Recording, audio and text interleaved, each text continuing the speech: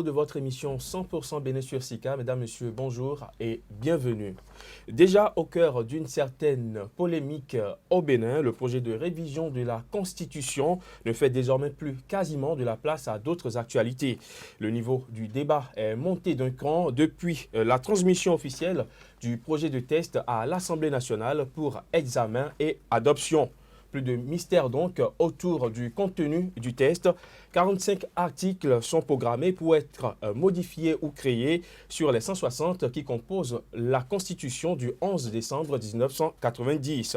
Si d'aucuns estiment qu'il s'agit d'un projet de loi ambitieux mais largement perfectible, d'autres par contre y trouvent un test détourné des promesses de ses initiateurs, notamment le rééquilibrage des pouvoirs de l'État. L'un des commentaires et autres polémiques que suscite la procédure à adopter, ce numéro de votre émission sera largement consacré au contenu du nouveau projet de constitution.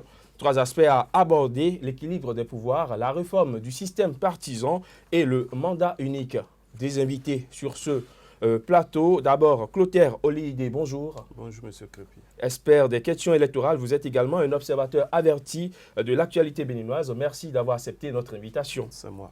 Également sur ce plateau, Stanislas Ongbedi, bonjour. Bonjour. Acteur politique, vous êtes secrétaire national en charge des relations internes du Parti social-démocrate PSD au Bénin. Merci d'être avec nous. Alors, Clotaire Olidé, on connaît désormais le contenu du projet de la Constitution. Globalement, quelle analyse vous en faites? Merci, monsieur Crépy. Je dois dire que ce projet était très attendu. Parce que ça ne vous aura pas échappé que pendant plusieurs jours, après la sortie du ministre garde des Sceaux, annonçant le mois de mars comme mois de la révision de la Constitution, beaucoup de personnes étaient montées au créneau pour stigmatiser le fait que on prononce qu'un mois est le mois de la révision et à pratiquement 2 semaines de la fin de ce mois, personne n'avait accès aux documents qui contenaient les réformes proposées aux Béninois. Donc que ce document soit enfin rendu disponible, je trouve que c'est déjà un grand pas qui permet effectivement maintenant de rentrer dans le débat. Et donc, dès le lendemain de la sortie de ce document, de la transmission de ce document à l'Assemblée nationale, effectivement, nous en avons pris connaissance. Et de la lecture du document, il ressort de façon globale que, certes, il y a certaines avancées, tant du point de vue du système partisan, surtout, que du point de vue de quelques dysfonctionnements que nous avions tous remarqué au niveau de la loi fondamentale. Je parle par exemple de la question d'entre-deux tours de l'élection présidentielle. Je parle de la question de la Cour des comptes, que depuis longtemps on devait constitutionnaliser. Alors sur ces aspects-là, je peux aller même jusqu'à parler de la présidence de certaines institutions comme la HAC, comme la Cour suprême, où il y a quand même des innovations qui sont assez intéressantes. Mais malheureusement, on a remarqué également qu'il y a beaucoup de points sur lesquels, effectivement, comme vous l'avez dit tantôt, nous ne nous retrouvons pas par rapport aux promesses qui avaient été faites par le chef de l'État, par rapport aux propositions surtout qui avaient été faites dans le cadre du rééquilibrage des pouvoirs.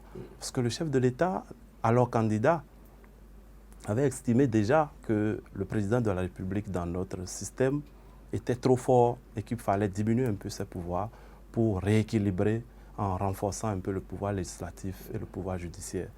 Mais en réalité, au final, on se rend compte que c'est exactement le contraire de ce qu'il a promis que nous retrouvons dans ce document.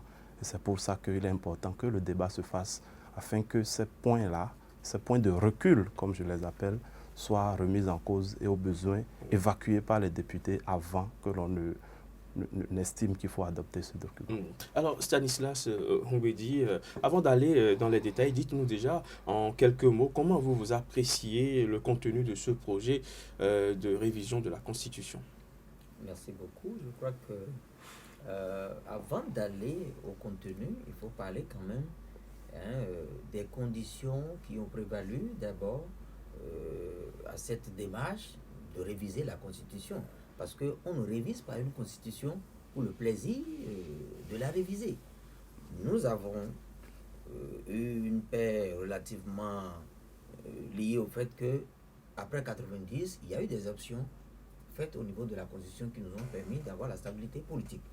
Mais nous n'avons pas réellement amorcé le développement économique et tout le reste. Mais qu'est-ce qui a fait cela? On n'a pas senti que les pères initiateurs à l'époque ont pris à cœur le problème du développement. Aujourd'hui que nous avons pratiqué, nous avons fait le point des insuffisances, nous avons constaté qu'il y a des problèmes. Alors, il nous faut faire un listing de ces problèmes et voir comment nous solutionnons ces problèmes. Si la solution, la résolution d'un problème passe par la révision d'un article de la Constitution, eh bien, nous irons vers cet article de la Constitution. Quand on résume les problèmes, ça tourne autour de, effectivement, la surpuissance du chef de l'État qui avait beaucoup de pouvoir. Nous avons la réforme du système partisan et à l'intérieur de la réforme du système partisan, nous avons l'aspect du financement des partis politiques. Nous avons la transhumance. La question de la transhumance, vous avez des gens qui sont élus sur une liste et une fois au Parlement ou bien au niveau des conseils communaux, ils décident de faire autre chose. Ce n'est pas bien. Ça ne nous permet pas d'avoir un échiquier politique bien construit, bien structuré. Alors, quand nous vidons cet aspect, il y a également la polémique autour de la dépolitisation de l'administration.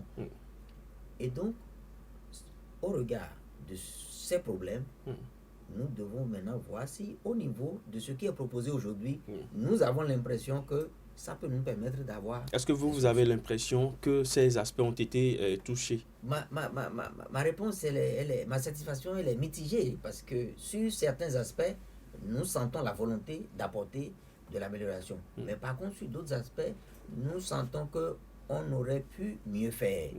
Et puis, on a, sur certains points, on a l'impression qu'on est allé créer des problèmes là où on ne devrait pas. Par exemple, en évoquant la question du suppléant d'un député, c'est-à-dire le titulaire peut revenir quand il veut, je ne vois pas quel est le problème qu'on veut régler en introduisant cela, par exemple. Donc, ça, par exemple, c'est pas important. À défaut, nous pensons qu'à défaut de prévoir une rémunération pour les suppléants, il vaut mieux maintenir le statu quo. Je vais revenir à vous, Stanislas Mbedi. Clotaire Olide, beaucoup estiment que les modifications proposées, au lieu de réduire la surpuissance du président de la République, en a plutôt ajouté, par exemple, au détriment du Parlement qui pourrait perdre certaines attributions. Est-ce que c'est également votre point de vue? Merci. Oui, je crois fondamentalement que c'est l'impression qu'on a lorsqu'on lit le projet qui a été transmis à l'Assemblée. Je vous donne 2 ou 3 exemples. Lorsque vous prenez les relations entre l'exécutif et le législatif, je vous donne 2 exemples. Le premier exemple, c'est lorsqu'il est dit dans un des articles du projet que désormais, avant que l'Assemblée se prononce, amende la loi organique sur l'administration, elle doit recueillir l'avis conforme du chef de l'État. L'article 54 au nouveau. L'avis conforme, ce n'est pas qu'un avis, c'est un avis conforme.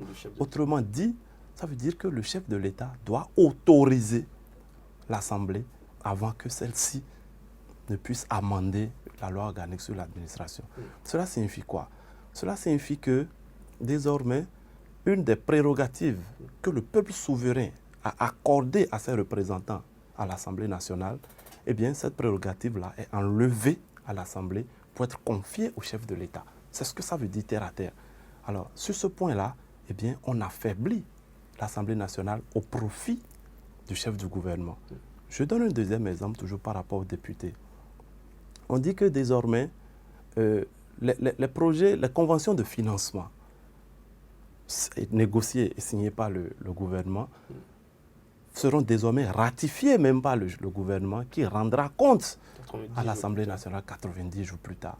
Ce qui signifie que le pouvoir de contrôle a priori, qui est celui de l'Assemblée, parce que n'oubliez pas, le rôle de l'Assemblée, c'est de légiférer, c'est-à-dire de voter des lois et de contrôler l'action du gouvernement. Alors, donc, il revient à l'Assemblée donc de contrôler a priori les accords négociés par le gouvernement et de les ratifier parce que c'est des prêts qui se contractent et qui vont être payés par la suite par le contribuable et sur peut-être plusieurs années. Alors, qu'on dessaisisse l'Assemblée de cette prérogative-là pour la confier désormais au chef de l'État, vous comprenez bien que c'est une autre façon d'affaiblir le législatif au profit de l'exécutif. Ça, c'est par rapport au législatif. Alors, d'un autre côté, vous prenez les rapports entre le chef de l'État toujours et la justice. On nous a dit, et ça a été fait, on le salue, que le président de la République ne va plus siéger au Conseil supérieur de la magistrature. Très bien. Que la Cour suprême, désormais, ce sera un pouvoir dont le président sera élu par les magistrats. Très bien. Mais dans le même temps, on dit que le Conseil supérieur de la magistrature, en matière disciplinaire, pour se réunir sur le cas des magistrats, se réunira en assemblée spéciale où seront représentés des membres du gouvernement. Des membres du gouvernement.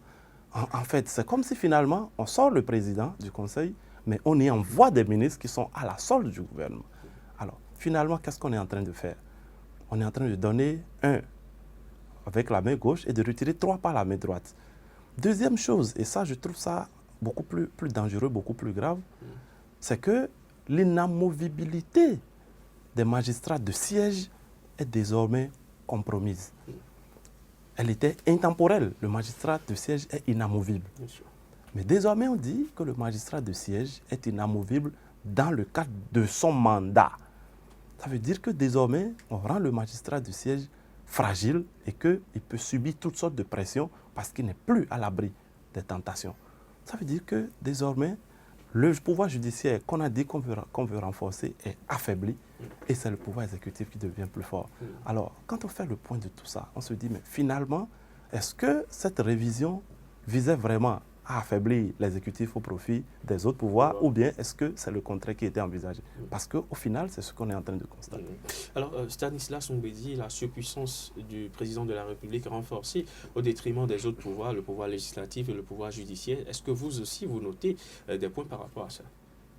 Ce qui est bien, il faut mettre les choses dans leur contexte et surtout avec l'intervention du chef de l'État, je crois, le jeudi, ça vient calmer un peu les esprits et puis vraiment avec le ton requis pour maintenant renvoyer la balle dans le camp des députés. Là, vraiment, c'est appréciable. Ça veut dire quoi? Le gouvernement n'a fait que faire des propositions. Il revient maintenant aux députés de faire des amendements dans le sens de ce qui fera avancer le pays. Eux, ils n'ont pas la science infuse. Ils ont fait des propositions. Donc, les députés ne sont pas tenus de procéder en procédure d'urgence comme souhaité et de faire les choses à la va-vite. Non. Ils ont le temps de faire des amendements nécessaires. Et pour moi, si nous avons trouvé l'opportunité aujourd'hui de faire la révision, c'est pour toucher les articles qui vont nous permettre de régler les problèmes qui se sont posés à nous. C'est important pour moi, j'ai parlé de développement, et si je dis, depuis 1990, nous n'avons pas amorcé, c'est parce que nous n'avons pas le cadre prospectif qui sera opposable à tout gouvernement et qui va nous permettre d'avoir une idée sur le long terme de là où nous voulons aller. Je l'ai appelé la loi programme, le principe de la loi programme. Pour nous, ce principe est non négociable. Il faut retenir ça dans la Constitution. Ce principe voudrait que nous ayons les grands axes. Ça fixe les grands axes de notre développement et ça nous projette sur le long terme. Sa mise à jour, son suivi et son évaluation peut être confiée à une structure de l'État et pour une bonne application. Et une loi peut être prise pour donner les détails du fonctionnement de cette structure-là. Si nous l'avons, ça va permettre à ce que tout régime qui arrive puisse aller en posant les pas les uns après les autres. Parce que c'est ça. Désormais, nous aurons un outil de planification. C'est on ne sera pas obligé de tout recommencer à chaque fois. À avoir un développement planifié, un développement conscient et planifié. On ne se lève pas du jour au lendemain de poser des actes de façon éparse et de se dire un jour qu'on va arriver au développement. Non, il faut penser le développlement, il faut le programmer. Alors, donc c'est important de retenir ce principe dans la Constitution. Ça évite d'avoir à l'entrée d'un régime de chercher à élaborer un programme d'action du gouvernement. Il va prendre d'abord 6 mois pour le faire. Pendant tout ce temps, c'est qu'on tourne les pouces. Ça ne fait pas avancer le pays. Donc, il faut doter ce cadre prospectif. Il faut retenir ça maintenant. Vous l'avez dit, c'est aux députés d'amender ce que le gouvernement a envoyé sur leur table. Mais actuellement, vous n'avez pas l'impression qu'entre ces députés et le peuple qui les a mandatés, il y a une rupture de confiance? La rupture de confiance n'est pas encore totale entre le peuple et les députés. Mais il est normal quand même que les voix s'élèvent pour dire aux députés représentants le peuple que les peuples ont des aspirations et qu'il faut tout faire pour rester en phase avec les aspirations du peuple. Donc, ils sont élus et en toute responsabilité, ils doivent faire des amendements. S'ils ne font pas des amendements, ils seront seuls responsables devant l'histoire. Et je suis sûr que les forces constituées s'organisent dans le pays pour éventuellement se prononcer. Et il y a toute une procédure. Aujourd'hui, vendredi, ils vont accepter le principe d'étudier. Ils vont transmettre à la commission des lois. La commission des lois va faire son travail et puis on verra s'il faut aller au référendum ou pas. Mais il y a un aspect, il y a une question préjudicielle. Parce que à l'issue de la conférence, il y a eu des options fondamentales qui ont été prises et qui sont contenues dans la loi portant conditions pour aller au référendum, qui disent que ces questions ne doivent pas faire question de référendum. Parmi ces points, il y a la question du mandat. Alors pour moi, quand nous disons que la démarche actuelle n'aboutira pas à une nouvelle constitution, il faut faire attention. Si nous touchons à ces éléments qui font partie du bloc des options fondamentales, ça veut dire que nous aurons une nouvelle constitution.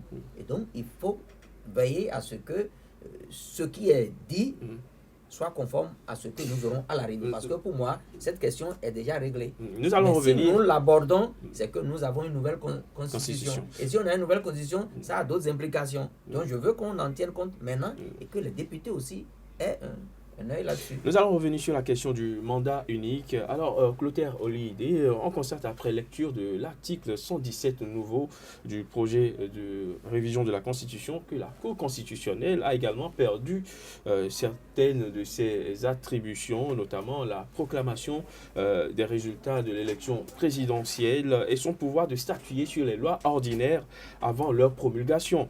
Qu'est-ce qui pourrait justifier ce choix, Clotaire Olide, surtout lorsqu'on sait que ces attributions de la Cour constitutionnelle depuis sa création n'ont jamais été des handicaps pour la démocratie béninoise?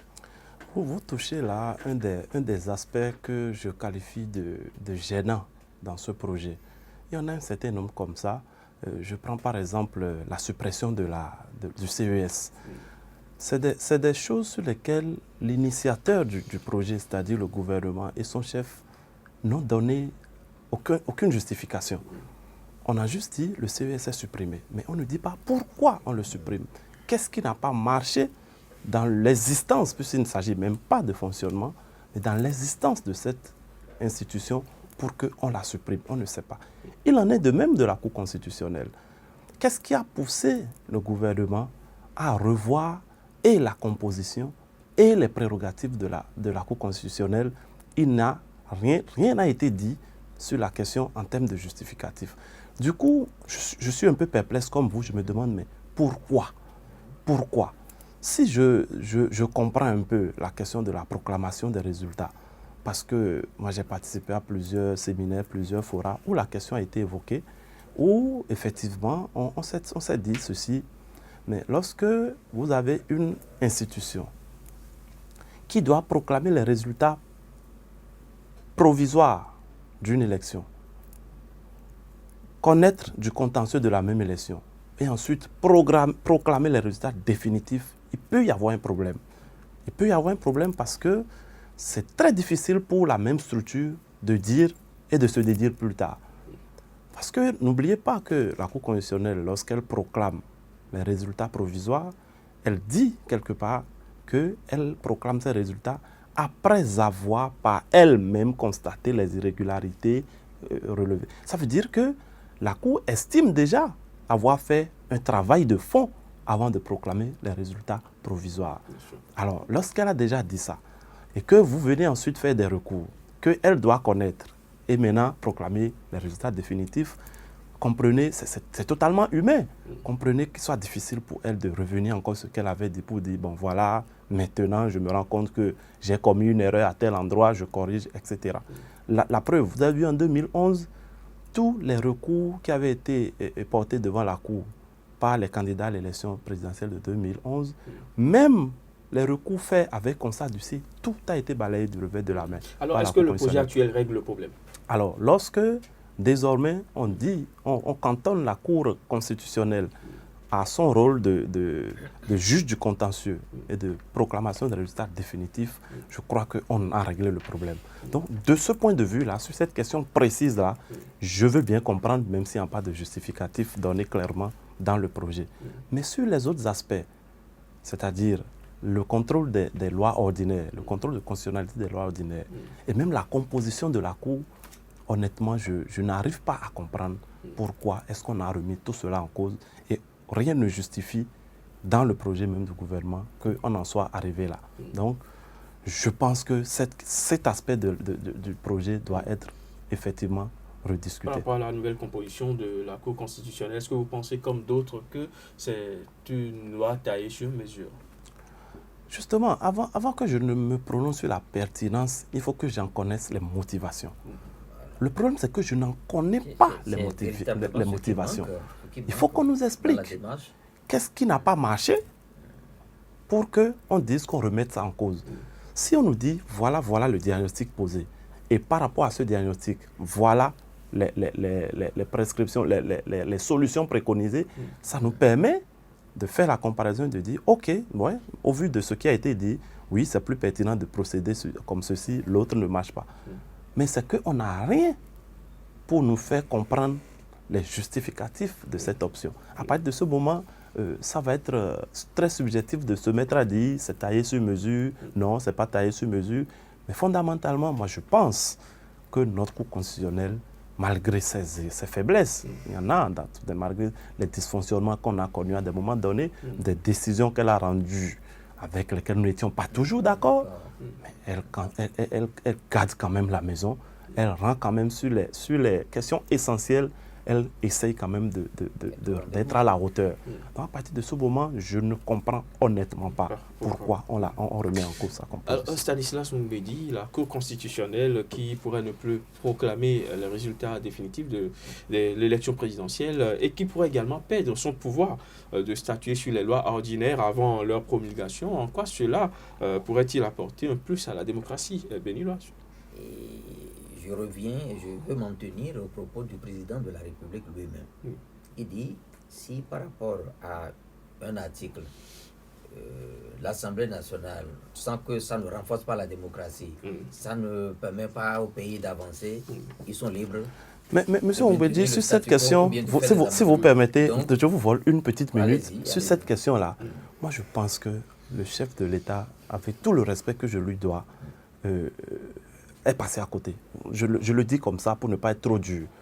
Parce que lui-même, en tant que candidat, avait déjà annoncé un certain nombre de choses qu'il a réaffirmé au moment de la mise en place de la commission Diogbenou et au moment où la commission a rendu son rapport.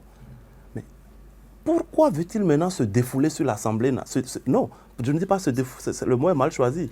Se décharger sur l'Assemblée nationale. Je viens. Non, attention. Et à la fin de son discours, je ne sais pas si vous l'avez bien suivi, à la fin de son discours, il a bien dit le projet que j'ai envoyé à l'Assemblée nationale et pour lequel je souhaite une réponse favorable. C'est-à-dire que il est dans le souhait. Il dit aux députés, c'est vous qui allez décider de ce qui va se passer, mais je souhaite une réponse favorable. Ça veut dire quoi? Ça veut dire en clair qu'il reste convaincu que ce qu'il a envoyé est bon et qu'il veut une réponse favorable. Mais c'est quand même contradictoire. Moi, je veux prendre l'essentiel qui nous fait avancer. J'obtiens déjà à travers cette sortie qu'il a l'ouverture nécessaire pour laisser les autres jouer leur rôle.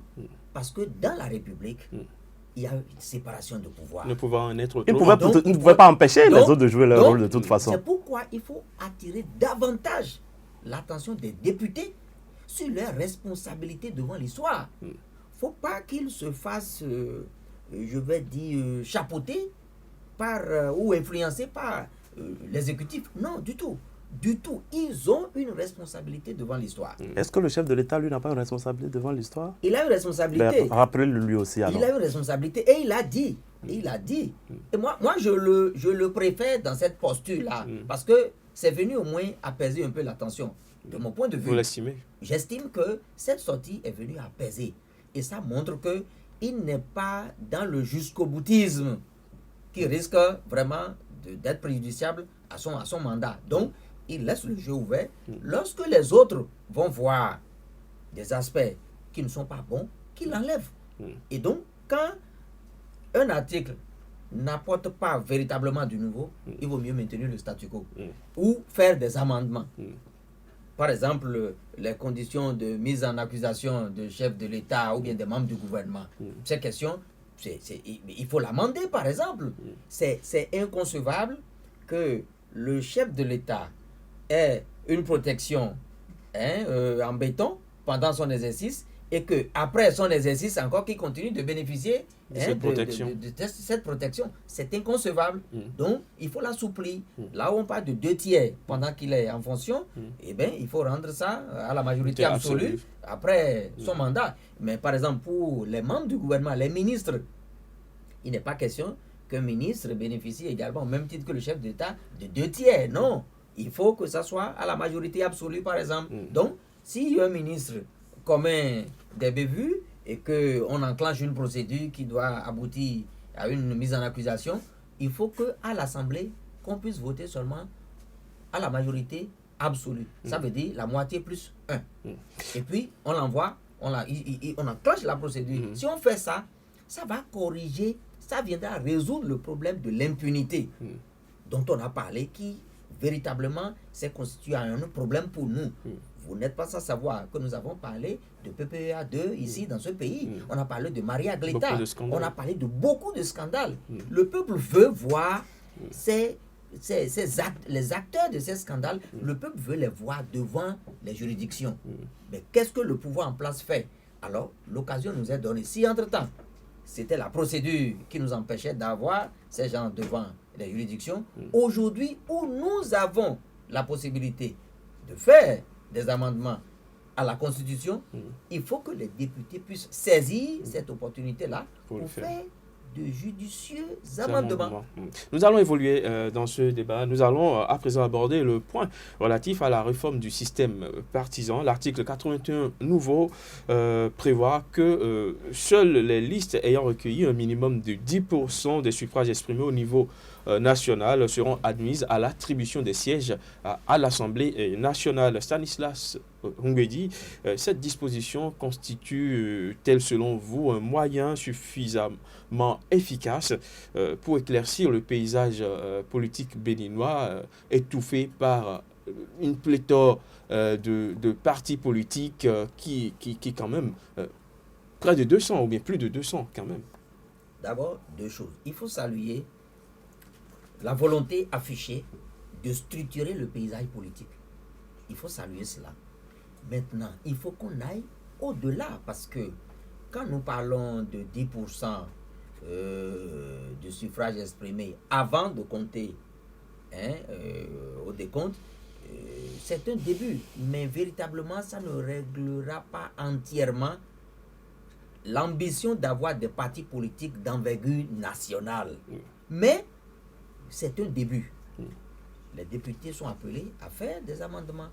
À défaut de faire des amendements, on peut démarrer avec ça et voir jusqu'où ça peut nous amener. Parce que quand vous voyez les 10%, après, quelque part, pour accéder au financement, vous avez le 1/5, et il y a 1/5 des députés à l'Assemblée sur 1/5 des circonscriptions électorales. Et étalé sur un cinquième des circonscriptions. Or, nous avons en moyenne 24 circonscriptions au Bénin.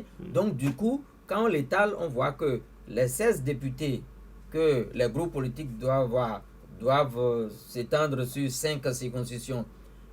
Beaucoup de regroupements politiques ou de partis politiques peuvent ne plus faire beaucoup d'efforts pour élargir leur base vers les autres circonscriptions. Ils peuvent dire, bon, alors nous maintenons peut-être 5 circonscriptions, nous mettons le paquet là pour avoir... Comme ça a toujours été le cas. Comme ça a toujours été le cas. Mais ici, il y a quand même une contrainte. La contrainte, c'est de savoir que nous pouvons bénéficier du financement si nous faisons l'effort d'avoir au moins un grand regroupement du suffrage. Et c'est pourquoi il faut ajouter à l'envie de ce grand regroupement maintenant les questions idéologiques. Il ne suffit plus de faire des regroupements sur la tête du leader charismatique ou bien d'une puissance financière. Non, il faut sortir notre système partisan de l'embrigadement, c'est-à-dire de la maîtrise des puissances d'argent et faire en sorte que les partis politiques aient les moyens pour fonctionner. Et pour ce faire, il faut revoir les conditions pour bénéficier de ces financements-là. Lorsque nous arrivons à le faire, je vous assure, vous allez voir, les partis politiques vont davantage séduire et vont nous proposer de bonnes choses. Clotaire Aoulé, par rapport à cette question de 10% pour avoir accès à l'Assemblée nationale. Oui, de façon générale, je voudrais d'abord dire que la question du système partisan comporte beaucoup de paramètres. Beaucoup de paramètres. Il s'agit pour nous de savoir sur quels paramètres est-ce que nous voulons agir. Et selon le diagnostic que nous allons poser, selon les options que nous allons faire, eh bien nous allons faire les choix qui s'imposent. Et de ce point de vue, je voudrais également dire que on ne peut pas tout mettre dans une constitution. La constitution va donner les grands principes, mais c'est les lois organiques et les lois ordinaires qui vont ensuite compléter et clarifier voilà, ce qui aura été mis comme principe dans la Constitution. Et de ce point de vue, oui, je suis d'accord qu'il y a un effort qui est fait en ce qui concerne le financement des partis politiques. Parce que là, il y a des critères qui sont fixés, critères au regard desquels les partis politiques peuvent bénéficier d'un financement. Cela va permettre de régler un problème important. Le problème du financement privé. Parce que c'est une des tares de notre démocratie depuis 1990. Mais cela ne va pas régler tous les problèmes. Et c'est pourquoi cette option qui a été faite me laisse, moi, personnellement, un petit goût d'inachevé. Peut-être que les lois qui vont en découler après vont compléter cela. Mais je pense que c'est déjà une avancée qui est observée là. Mais je crois fondamentalement qu'il y a encore 2 ou 3 leviers sur lesquels il faut jouer si on veut véritablement régler la question de la clarification du paysage politique. Alors, je veux prendre une minute pour dire que il faut profiter de cette réforme du système partisan pour arrêter le statut du président de la République. Qui peut être président de la République au Bénin? Nous avons réglé le problème au niveau des élections communaux, et nous avons réglé le problème au niveau des élections législatives, mais au niveau du président de la République, qui peut être? C'est là, par exemple, l'occasion pour les députés de faire des amendements pour que le président, d'abord, soit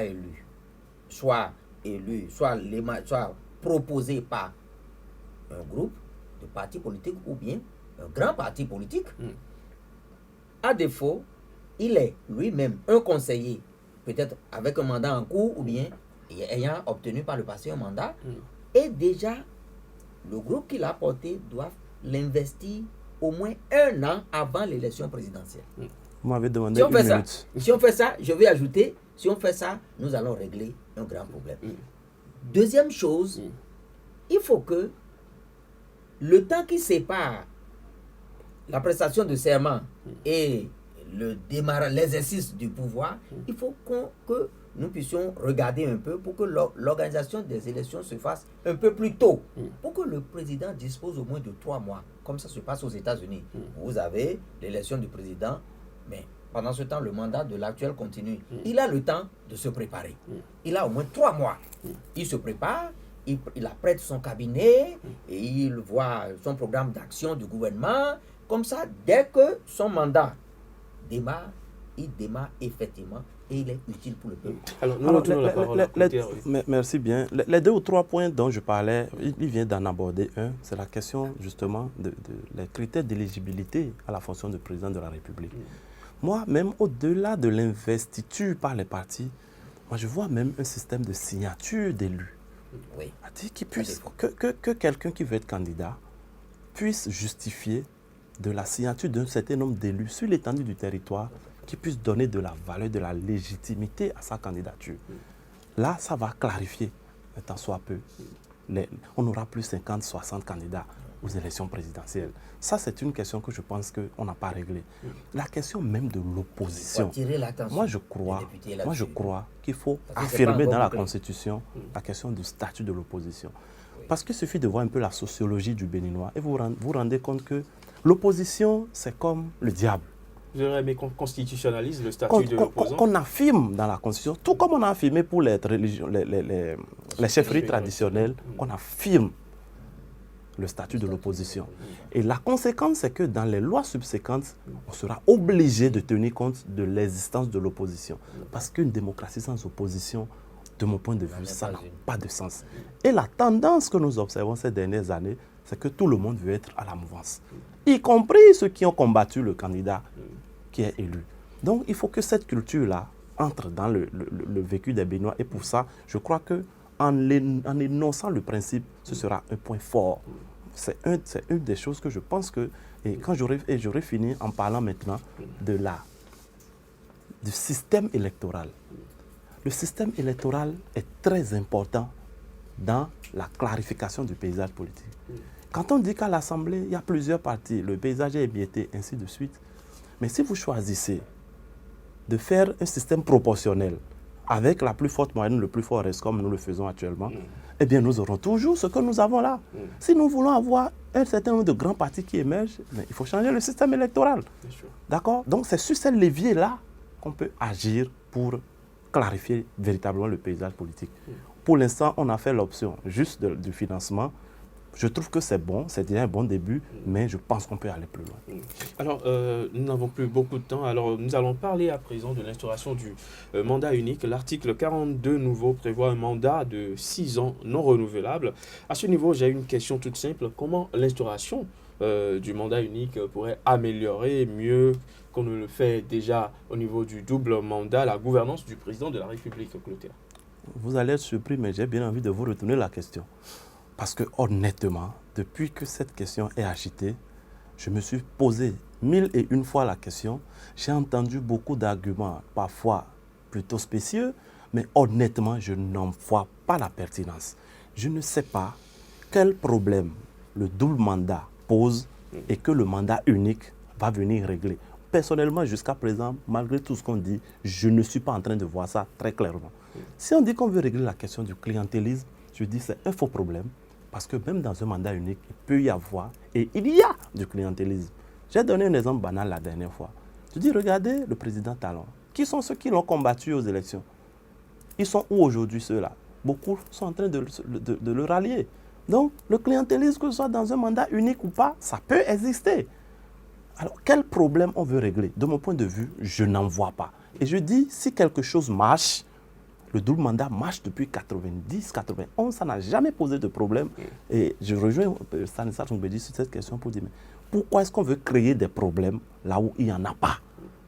D'accord? Au surplus, il y a une décision de la Cour qu'il a évoquée tantôt, qui cite les options fondamentales de la conférence de 90, la décision 11067, qui est claire et qui dit qu'un certain nombre d'options ne peuvent pas être touchées, ne peuvent pas être soumises au référendum. Alors, quand des questions ne peuvent pas être soumises au référendum, à plus forte raison, ce n'est pas à un Parlement que ça peut être touché. Alors, à partir du moment où cette jurisprudence-là existe jusqu'à présent et fait bloc de constitutionnalité, je ne vois pas par quel miracle on dit qu'on va instituer le mandat unique en violation de cette décision de la Cour. Alors, l'un mis dans l'autre, que ce soit d'un point de vue politique, d'un point de vue sociologique ou d'un point de vue juridique, je ne vois pas fondamentalement comment ça va se passer avec cette affaire. Stanislas Mbedi, le double mandat. Le double mandat, ça s'explique. Et le Parti social-démocrate, par exemple, pendant les élections, nous avons pensé avoir un mandat unique de 7 ans. Ça permet à celui qui vient d'envisager des grands projets, de chercher les financements et de voir leur aboutissement avant la fin de son mandat. Ça peut tenir dans les 5 ans. Mais quand on le proposait, ça va avec le principe de la loi programme. Parce que sans le principe de la loi programme qui fixe les grands axes prioritaires de développement, le mandat unique n'a pas de sens. Et pour nous, lorsque nous mettons le mandat unique, pour nous, nous allons finalement aller à une nouvelle constitution parce que nous allons toucher un élément qui fait bloc de constitutionnalité. C'était clair dans notre tête. Maintenant, aujourd'hui, quand je vois le document, on dit qu'on ne veut pas aller à une nouvelle constitution. Si on ne veut pas aller à une nouvelle constitution, pour moi, c'est clair. On ne doit pas toucher le nombre de mandats. On ne doit pas toucher parce qu'il y a la question du mandat qui est évoquée, qu'on ne doit pas soumettre au référendum. Il y a la question de l'intégrité du territoire, il y a l'âge, les questions d'âge, il y a la question de la laïcité de notre État. Donc, ces questions, les pères fondateurs estiment qu'on ne doit pas soumettre ça au référendum. Ça fait partie des options fondamentales. Même pas et le lorsque père fondateur, vous voulez toucher aux options fondamentales, c'est que vous n'êtes plus dans la même république, vous n'êtes plus dans vous avez une nouvelle constitution et vous tombez dans une nouvelle république. Pour moi, je veux une fois encore attirer l'attention des députés sur leurs responsabilités devant l'histoire. Tout ce qui est proposé, ça appelle à des prises de loi organiques ou ordinaires pour aller en détail. Si nous perdons de vue qu'il doit y avoir une cohérence, une logique à travers ce qui est proposé et les conséquences que cela doit avoir comme impact dans la vie du pays, nous serons complètement à côté de la plaque. Donc, il faut qu'il soit très attentif en sachant que telle proposition doit nous conduire à amender peut-être le code électoral, à toucher la loi sur la fonction publique et autres. Nous n'avons pas parlé, par exemple, de la dépolitisation de notre administration, qui a été un problème. Et nous avons estimé qu'il faut faire la part des choses entre les fonctions politiques et les fonctions techniques. Systématiquement doter notre administration d'un plan de carrière et de promotion pour que les agents permanents de l'État ne soient plus obligés d'aller vers le pouvoir avant de connaître de promotion. On aura certainement le temps de revenir sur cet aspect. Il y a certainement beaucoup de choses à dire, mais le temps dont nous disposons tire malheureusement à sa fin. Merci à vous d'être passé sur le plateau de cette émission. Clotaire Olide, observateur averti de l'actualité béninoise. Stanislas Mbedi, secrétaire national en charge des relations internes du Parti social-démocrate PSD au Bénin. Merci d'être passé avec vos différentes analyses. Mesdames, Messieurs, ce sera tout pour aujourd'hui. Ravi d'avoir été en votre compagnie et très bonne suite des programmes sur SICA.